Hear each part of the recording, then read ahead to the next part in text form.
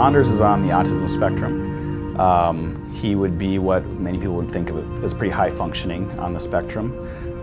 Deals with some sensory problems, as well as kind of regulating his own emotions and as well as sensing kind of the emotions of others. As far as church, he really does well. He loves to be around other kids, so he actually gets really excited to come to church, and that's kind of where he does his best. He does a lot better when there's not surprises.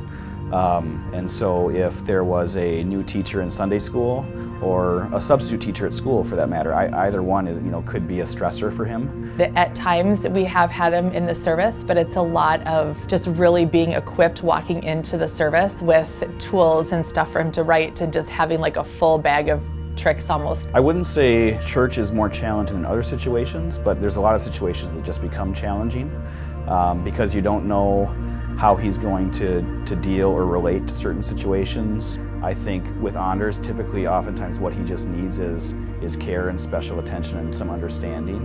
Sometimes it ends up being that we walk out, or times where we start off our morning kind of rough and he might have had a really rough morning. It's deciding that maybe Kyle goes with our girls and I stay home with Anders because we know it just won't go well.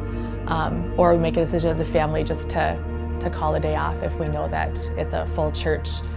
Big church is what he calls it, big church. So, if there are surprises anywhere, really, he could have a hard time coping.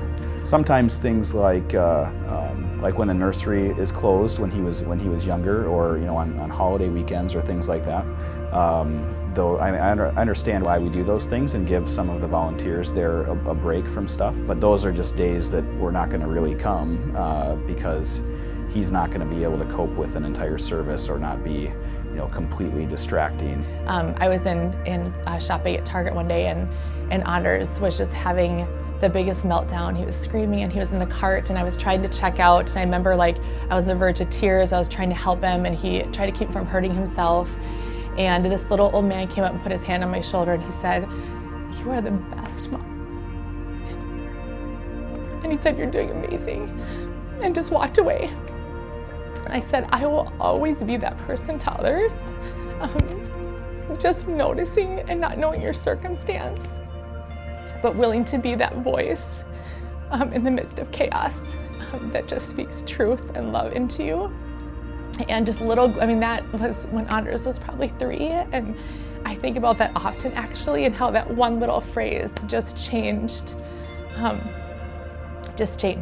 me, and I do that often to other people too, but just being willing to that voice when you don't know somebody's circumstance and you might see something that you might think isn't appropriate, or wondering why that mom isn't controlling their child, just understanding their circumstances that you don't know about, and just to speak love into people, and that is huge.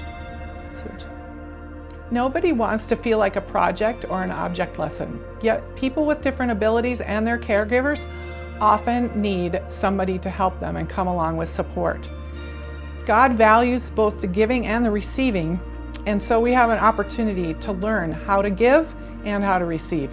God wants to open our eyes to the needs around us and move us toward each other in loving ways. Here's some ways we can walk that out. Offer to make a meal or carpool, or do a yard project for someone. Get them a gift card, meals, gas, restaurants. Volunteer to be a buddy in a student program, Sunday school, a youth program, Vacation Bible School.